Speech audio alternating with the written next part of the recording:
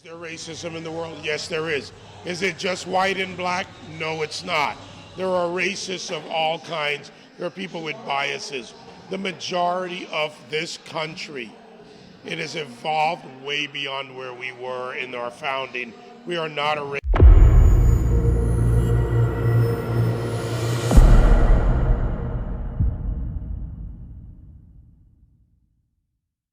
Here at the Freedom Fight, Christy Lee, I'm here with David Webb. And why did you decide it was important to come out here tonight? Because one, it's about freedom. That's what we're fighting for. That's what Ukraine's fighting for. That's what the world needs. Freedom isn't about just you and me. We all need it. And when we have freedom, then we get choices. Then we can decide, what do we want to do with our lives? Who do we want to be? Where do we want to go on a Saturday night? But I read on the news that freedom is the new code word for white supremacy. So, I mean, are you a white supremacist? Well, according to Areva Martin at CNN, I'm white, so I guess I could be. That's a whole nother long conversation about white privilege and things that you have the privilege of doing that people of color don't have the privilege of. How do I have the privilege of white privilege?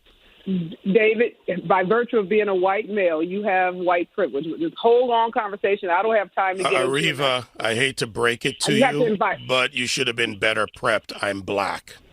You know, the idiocy of this is to put a name on something to try to cast it as negative. That's what it is.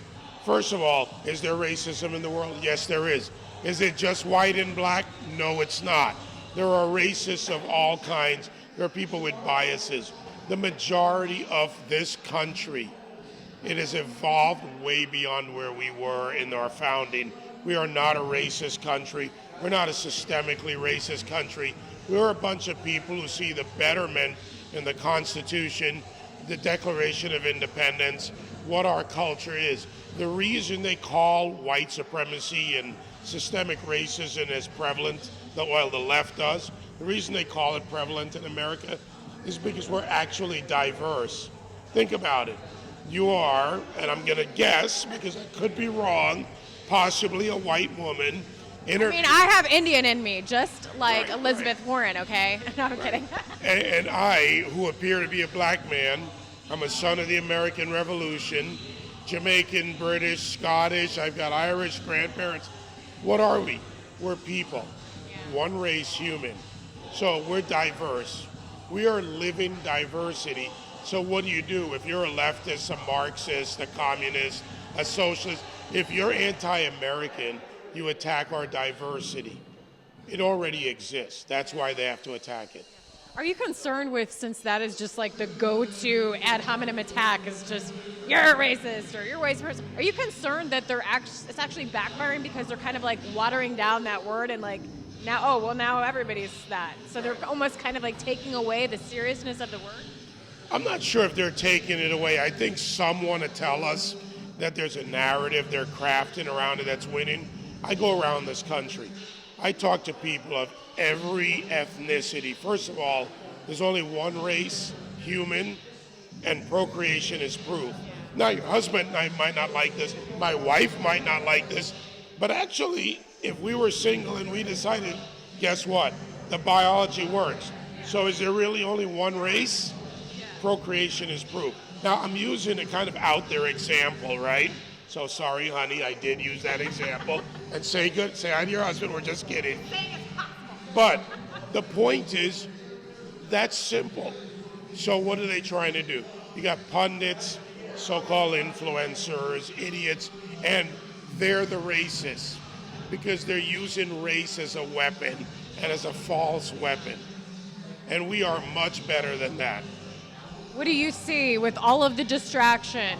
You know, first it was COVID, then it's race wars, then it's Ukraine versus Russia. What do you see as the actual real biggest problem that we have right now? I think the biggest problem we have right now is one people don't often think of. I like to talk about citizenship and responsibility. We all have a responsibility. We have different platforms.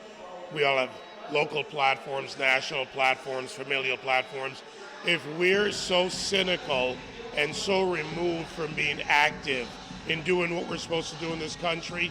That's the biggest challenge. There will always be war. There will always be strife. There will always be economic good times and bad times. There will be weather. There will be natural disasters. But when people are unified, and when more and more people realize that at our core, we're strong, we're stronger together. You know, when President Reagan talked about this country, he spoke in parables. Now, I grew up with Michael Reagan, one of my closest friends. We talk about our dads. We talk about the men who shaped us. One was not president, one was president. But both were good fathers. And they talked to us in ways that would give us an understanding of what our responsibility is. If we throw that away, if we abrogate our responsibility as good citizens, as strong Americans who can disagree with each other. I'm sure we have, maybe we don't like the same team. Maybe we don't like the same baseball team. Whatever it is, it's that simple. We stay strong together when we say, hold it, I like this team, you like that team, I like this party, you like that party, I have this preference for food, whatever it is. It's not trite, it's the core of understanding who we are.